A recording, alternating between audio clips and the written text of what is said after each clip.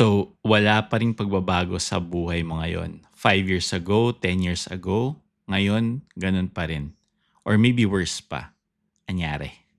Kung gusto mo ng positive na pagbabago sa buhay mo, listen to this. Romans 12:2 ang sabi, be transformed by the renewing of your mind. Transformation doesn't start outside or sa mga actions mo, but it starts inside, dito sa utak mo, dito sa puso mo. Kaya kahit gustuhin mong magbago, kung pareho pa rin ang thinking mo, pareho pa rin ang results mo. Philippians 4:8 tells us what to think about, what is true, what is good, what is pure, what is worthy. Hindi pwedeng puro negative content.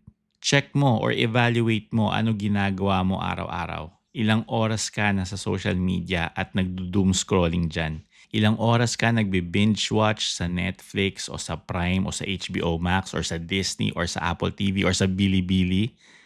Joshua 1:8 ang sabi, meditate on the word day and night, then you will have good success. So paano mag-renew ng mind? Feed your mind with God's word. Limit negative input. Declare truth daily. Stay consistent. Hindi one time lang. Daily. Kaya nga natin ginagawa mga videos na to araw-araw para at least man lang makatulong pag dumaan to sa FYP mo. Kung gusto mong magbago ang future mo, simulan mo sa isip mo today. Believe in Jesus, my friend. Siya ang nagbibigay ng bagong identity at bagong mindset mo. Like, share, subscribe, and comment this. I renew my mind daily. Blessed to be a blessing.